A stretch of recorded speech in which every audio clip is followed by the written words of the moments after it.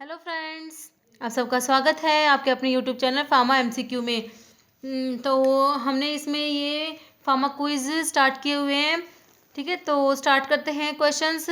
Question है ginseng is obtained from, options है Panax ginseng, Panax japonica, Panax notoginseng, all of the above. ठीक है, तो ginseng जो ऑब्टेन होता है सभी से ऑब्टेन होता है, तो इसका आंसर हो जाएगा ऑप्शन डी हो जाएगा, ऑल ऑफ द अबव। ठीक है, तो जिनसेंग जो है ये सैपोनिन ग्लाइकोसाइड्स में आता है। सैपोनिन ग्लाइकोसाइड्स में जैसे डायस्कोरिया, लिकोरिस, तावरी, ब्राह्मी, जिनसेंग, मोमोडिका, सेनेगा, कोयले, गोखरू, ये सब ड्रग्स जो है सैपोनिन ग्लाइकोसाइड्स में आती है।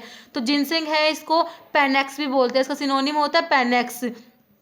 ठीक है, और इसमें जो होते हैं ट्राइटर्पिनोइड सैपोनिन्स प्रेजेंट होते हैं जिनसेंग के अंदर, और इसकी फैमिली होती है अरेलिएसी। ठीक है, तो ये जो पेनेक्स जिनसेंग है ये इसे क्या बोलते हैं, कोरियन जिनसेंग बोलते हैं। और पेनेक्स जैपोनिका है ये है जापानीज जिनसेंग। और पेनेक्स नोटो जिनसेंग है ये होता है चाइनीज जिनसेंग। और एक और होता है पेनेक्स क्विंकीफोलियम और होता है।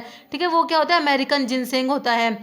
तो ये चारों ही इसके सोर्स होते हैं जिनसेंग के। नेक्स्ट है peripheral and central emesis is caused by, options है apomorphine, copper sulphate, digitalis, ergot. तो peripheral and central emesis is caused by, तो इसका हो जाएगा ये एपोमोर्फिन हो जाएगा। ठीक है, ऑप्शन ए राइट हो जाएगा।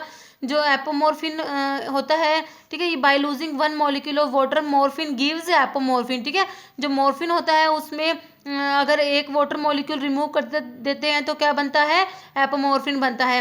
और ये एपोमोर्फिन जो है एज ए एमिटिक यूज़ करते हैं। ठीक है, ये सबक्यूटेनियसली यूज़ करते हैं, और जैसे पॉइजनिंग वगैरह होती है उसमें एमिसिस करानी होती है तो उसमें ये एपोमोर्फिन यूज़ करते हैं। नेक्स्ट है dash are cholesterol reducing agents, options हैं स्टैटिन्स, डाइपिन्स, ट्रिप्टन्स, सार्टन्स। तो ये जो कोलेस्टेरोल रिड्यूसिंग एजेंट्स होते हैं इसमें कौन से आते हैं, स्टैटिन्स आते हैं। ठीक है, स्टैटिन्स में जैसे रोसुवास्टैटिन, सिम्वास्टैटिन, प्रेवास्टैटिन, ये जब स्टैटिन्स जो होते हैं ये एंटी हाइपरलिपिडेमिक ड्रग्स पड़ते हैं, हम उसमें आते हैं स्टैटिन्स। ठीक है, ये तो और ये डाइपिन्स क्या होते हैं, डाइपिन्स जैसे निफेडिपिन जो कैल्शियम चैनल ब्लॉकर्स होते हैं, निफेडिपिन, एम्लोडिपिन, ये सब डिपिन्स होती हैं। ट्रिप्टन्स है जैसे सुमाट्रिप्टन होता है।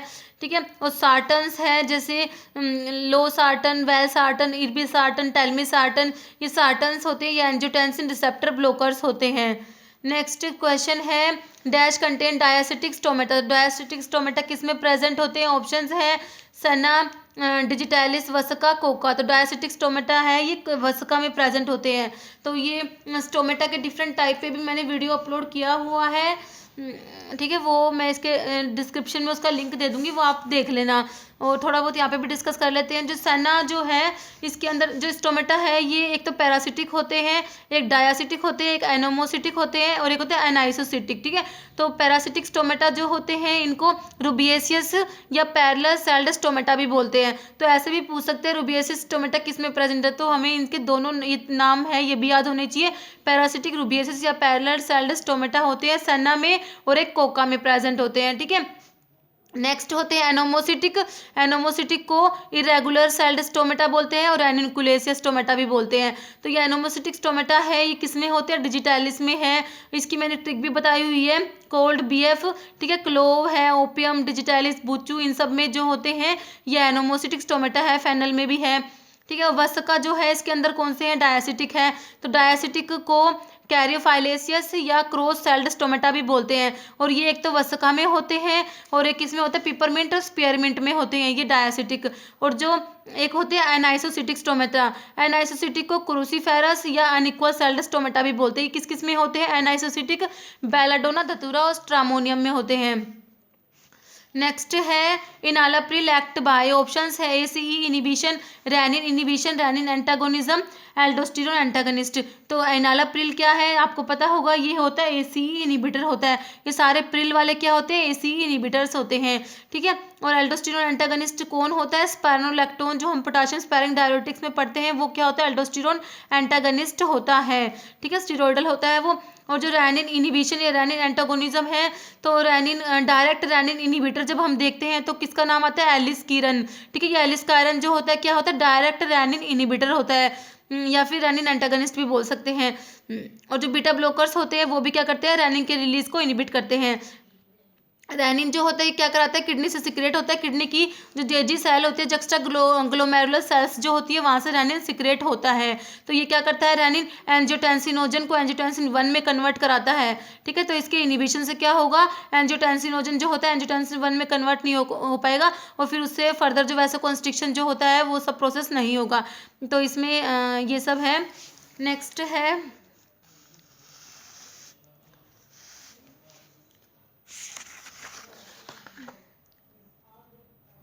विच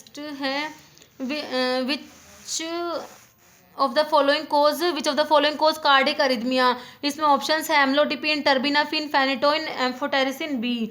ठीक है, तो कार्डिक अरिथमिया कौन सी ड्रग कोज करती है, टर्बिनाफिन जो है ये। टर्बिनाफिन किस में आती है, ये होते हैं नॉन सेडेटिंग सेकंड जनरेशन एंटीहिस्टामिनिक में आती है टर्बिनाफिन।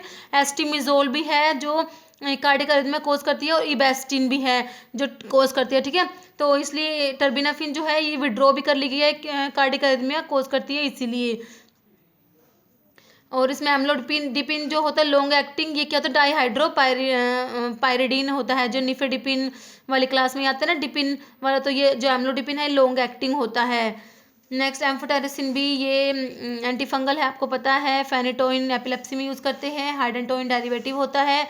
नेक्स्ट है phase 4 clinical trials deals with, option है post marketing survey, safety and efficacy, microdosing, bio equivalence study. तो phase 4 clinical trials deals with post marketing survey आता है इसमें, तो इसका ऑप्शन ए राइट हो जाएगा। नेक्स्ट है सेलेक्टिव बीटा 2 एगोनिस्ट, ऑप्शन है साल्बिटामोल, प्रोप्रानोलोल, एटिनोलोल, टिमोलोल। तो बीटा 2 सेलेक्टिव एगोनिस्ट में किसका नाम आता है, साल्बिटामोल का आता है।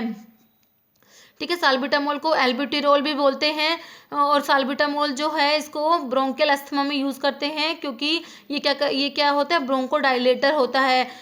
और जो इसका एक और बात है, इसका जो ट्रेमर्स है, मसल ट्रेमर्स है, इसका डोज रिलेटेड साइड इफेक्ट होता है। और भी साइड इफेक्ट है इसके, restlessness, nervousness, palpitation, ankle oedema, ये सब भी इसके साइड इफेक्ट होते हैं। साल्बिटामोल के जो ये साइड इफेक्ट है इम्पोर्टेंट है, तो ये सारे ध्यान रखने हैं। प्रोप्रेनोलोल है नॉन सेलेक्टिव बीटा ब्लॉकर होता है। एटिनोलोल जो है ये कार्डियो सेलेक्टिव बीटा ब्लॉकर होता है, मतलब बीटा 1 सेलेक्टिव ब्लॉकर होता है एटिनोलोल। टिमोलोल भी नॉन सेलेक्टिव बीटा ब्लॉकर है। टिमोलोल जो है इसको ये प्रेफर्ड बीटा ब्लॉकर होता है, वो टॉपिकल यूज इन आई। ठीक है, आई के केस में इसको यूज़ करते हैं, ग्लूकोमा में यूज़ करते हैं इसको। नेक्स्ट क्वेश्चन है which is use in cerebral malaria. तो ऑप्शन है प्राइमाक्विन, क्लोरोक्विन, क्विनिन, क्विनिडीन। तो सेरिब्रल मलेरिया में किसको यूज़ करते हैं, क्विनिन को। मैंने कई बार बताया हुआ है आपको क्विनिन और क्विनिडीन के बारे में। सिंकोना एल्कलॉइड जो होता है उससे ऑब्टेन होता है क्विनिन, क्विनिडीन। सिंकोना जो क्विनोलिन एल्कलॉइड्स में आता है, तो ये क्या है, क्विनोलिन एल्कलॉइड होते हैं, क्विनिन, क्विनिडीन। क्विनिन को सेरिब्रल मलेरिया में यूज़ करते हैं। क्विनिडीन क्या होती है, एंटी एरिथमिक होती है। क्लास वन में सोडियम चैनल ब्लॉकर्स जो आते हैं क्लास 1A में आती है ये क्विनिडीन। ठीक है, और प्राइमाक्विन भी एंटी मलेरियल, ये क्या होती है, एंटी मलेरियल है। क्लोरोक्विन भी एंटी मलेरियल है। प्राइमाक्विन जो है ये 8 अमीनो क्विनोलिन डेरिवेटिव होता है, और प्राइमाक्विन इंपॉर्टेंट ड्रग है। ये जो प्राइमाक्विन होती है इसको जिन पेशेंट्स में ग्लूकोज 6 फॉस्फेट डिहाइड्रोजिनेज की डेफिशिएंसी होती है उनमें प्राइमाक्विन को नहीं देते, क्योंकि उनमें क्या करा देती है, प्राइमाक्विन हीमोलिटिक एनीमिया कोज करा देती है। इसलिए इसको प्रेगनेंसी में भी अवॉइड करते हैं, क्योंकि फीटस जो होता है वो क्या होता है, ग्लूकोज 6 फॉस्फेट डिहाइड्रोजिनेज डेफिशिएंट होता है, तो इसको प्रेगनेंसी में अवॉइड करते हैं प्राइमाक्विन को। और क्लोरोक्विन है 4 अमीनो क्विनोलिन डेरिवेटिव होता है क्लोरोक्विन। ये ड्रग ऑफ चॉइस होती है फॉर प्रेगनेंसी इन मलेरिया। ठीक है, मलेरिया में जो प्रेगनेंसी में क्लोरोक्विन क्या होती है, ड्रग ऑफ चॉइस होती है। नेक्स्ट क्वेश्चन है which of the following route is used for BCG vaccine administration. Options है सबक्यूटेनियस, इंट्राडर्मल, ट्रांसडर्मल, ओरल। तो BCG वैक्सीन के एडमिनिस्ट्रेशन के लिए रूट कौन सा होता है, इंट्राडर्मल, ये हो जाएगा इसका ऑप्शन बी हो जाएगा। इंट्राडर्मल या इंट्राक्यूटेनियस भी बोल देते हैं इसको। तो BCG वैक्सीन जो होती है ये बैक्टीरियल वैक्सीन होती है। ठीक है, ट्यूबरकुलोसिस के ट्रीटमेंट में इसको देते हैं BCG को। और ये लाइव एटेन्यूएटेड वैक्सीन्स होती है, किल्ड होती है, लाइव एटेन्यूएटेड होती है। तो ये BCG होती है लाइव एटेन्यूएटेड वैक्सीन्स में आती है, लाइव एटेन्यूएटेड और बैक्टीरियल है, ठीक है। बैक्टीरियल वैक्सीन्स में किल्ड में कौन कौन सी आती है वो भी मैंने इस पे लिख दिया। ये कोलेरा है, पार्चुसिस, प्लेग और टाइफाइड, इन सब की जो वैक्सीन्स होती है किल्ड में आती है, ठीक है। और BCG है ये लाइव एटेन्यूएटेड में आती है, और ये फ्रीज ड्राइड वैक्सीन होती है, और इसकी डोज कितनी होती है 0.1 ml होती है। ये BCG की इंपॉर्टेंट वैक्सीन है, इसकी डोज भी सब याद रखना है। नेक्स्ट है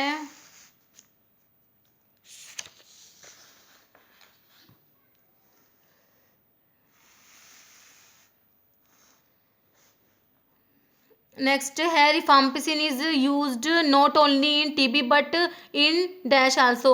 तो रिफाम्पिसिन जो होती है उसको TB के साथ साथ किस में यूज करते हैं? ऑप्शन है Steven Johnson syndrome, leishmaniasis, whooping cough, leprosy. तो TB के साथ साथ इसको लेप्रोसी में भी यूज करते हैं, ठीक है। तो इसमें लेप्रोसी को हैंसन डिजीज भी बोलते हैं, ये भी ध्यान रखना है। स्टीवेंसन जॉनसन सिंड्रोम है, ये सल्फोनामाइड्स जो होते हैं उसके एडवर्स इफेक्ट में पड़ते हैं, स्टीवेंसन जॉनसन सिंड्रोम हो जाता है सल्फोनामाइड से। लशमानियासिस इसको काला अजार भी बोलते हैं, वूपिंग कफ है इसको पार्चुसिस भी बोलते हैं। नेक्स्ट क्वेश्चन है which one of the following fatty acid is biosynthesised by human body? Option है lauric acid, linoleic acid, linolenic acid, all of the above. तो इसका आ जाएगा ये लोरिक एसिड है, ठीक है। बाकी के दोनों जो लिनोलिनिक एसिड, लिनोलिक एसिड होते हैं ये क्या है, ये इसेंशियल फैटी एसिड्स होते हैं। जो लिनोलिक और लिनोलिनिक एसिड होते हैं can not be synthesised in human body and must be obtained from diet, ठीक है। ये दोनों जो है ये बॉडी में सिंथेसाइज्ड नहीं हो सकते और ये डाइट से ऑब्टेन करने होते हैं। नेक्स्ट है the dominant antibody produced in primary immune response is. तो IgM, IgE, IgG, IgA। तो कौन सी होती है? ये IgM होती है, तो इसका ऑप्शन ए राइट हो जाएगा। तो मैंने प्रीवियस वीडियो में इम्यूनोग्लोबुलिन्स के बारे में सारा अच्छे से एक्सप्लेन किया है, तो इसका अगर आपको एक्सप्लेनेशन देखना है तो इसके प्रीवियस वाला वीडियो आप लोग देख लेना। नेक्स्ट क्वेश्चन है, ये इस वीडियो में हम इतने क्वेश्चन डिस्कस करेंगे। अब एक क्वेश्चन है जो जिसका आंसर आप लोगों को बताना है, ठीक है। क्वेश्चन है टिंडलाइजेशन इज। ऑप्शंस है heating the medium at 115 degree Celsius for 30 minute, heating the medium at 72 degree Celsius for 15 minute, heating the medium at 80 degree Celsius for 1 hour on 3 successive days, heating the medium at 62.8 degree Celsius for 30 minute, ठीक है। तो टिंडलाइजेशन का इसमें से कौन सा answer होगा? ये चारों ऑप्शंस हैं, आपको बताना है कौन सा आंसर ठीक है इनमें से। तो अगर आप लोगों को वीडियो अच्छी लगी हो तो इसे लाइक करना और चैनल को प्लीज़ सब्सक्राइब जरूर करना। Okay, thank you.